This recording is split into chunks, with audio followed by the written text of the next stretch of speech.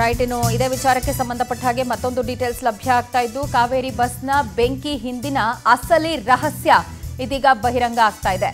Bike ಗುದ್ದಿದ ಬಳಿಕವೂ ಕೂಡ ಆ ಚಾಲಕ ಬಸ್ ನಿಲ್ಲಿಸದೆ ಪ್ರಯಾಣ ಮುಂದುವರೆಸಿದ್ದ. ಬೈಕ್ ಗುದ್ದಿದ ಬಳಿಕ 400 ಮೀಟರ್ ದೂರ ಎಳೆದೊಯ್ತು ಬಸ್ ಆ ಬೈಕನ್ನ. ಹೀಗಾಗಿ ಬೈಕಿನ ಪೆಟ್ರೋಲ್ ಟ್ಯಾಂಕ್ನಿಂದಾಗಿ ಕಿಡಿ ಹೊತ್ಕೊಂಡಿದೆ. ಅದು ಇಡೀ ಬಸ್ಗೆ ವ್ಯಾಪಿಸಿದೆ. ಇಡೀ ಬಸ್ಗೆ ಏಕಾಏಕಿ ಆ ಪೆಟ್ರೋಲ್ ಟ್ಯಾಂಕ್ನಿಂದ ಬಂದಂಥ ಕಿಡಿ ಹೊತ್ತಿದ್ರಿಂದಾಗಿ ಇಷ್ಟು ದೊಡ್ಡ ಮಟ್ಟದಲ್ಲಿ ಅವಘಡ ಸಂಭವಿಸಿದೆ.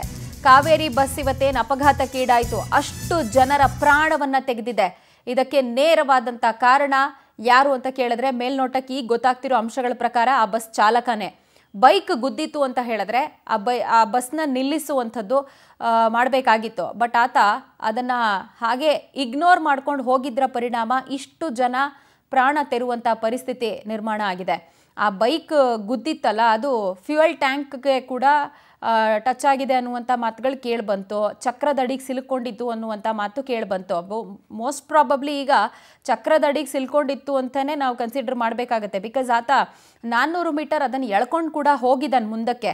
ಸೊ ಆ ಸಂದರ್ಭದಲ್ಲಿ ಬೈಕ್ನಲ್ಲಿದ್ದಂಥ ಪೆಟ್ರೋಲ್ ಟ್ಯಾಂಕ್ ಏನಿದೆಯಲ್ಲ, ಇದರಿಂದ ಸ್ಪಾರ್ಕ್ ಉಂಟಾಗಿದೆ. ಆ ಸ್ಪಾರ್ಕ್ ಬಸ್ಗೆ ತಗುಲಿದ ಪರಿಣಾಮ ಇಷ್ಟು ದೊಡ್ಡ ಮಟ್ಟದಲ್ಲಿ ಅವಘಡ ಸಂಭವಿಸಿದೆ. ಬಸ್ನಲ್ಲಿದ್ದವರೆಲ್ಲರೂ ಕೂಡ ಅಪಾಯಕ್ಕೆ ತುತ್ತಾಗಿದ್ದಾರೆ. 20 ಮಂದಿ ಈ ಘಟನೆಯಲ್ಲಿ ಸಜೀವ ದಹನ ಆಗಿರೋದು.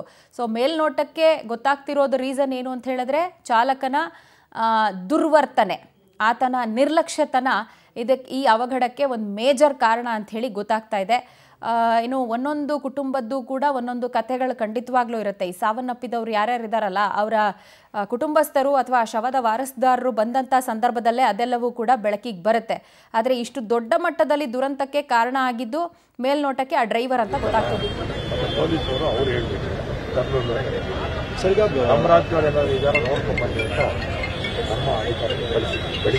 ಯಾರ್ಯಾರು ಹೋಗಿದ್ದಾರೆ?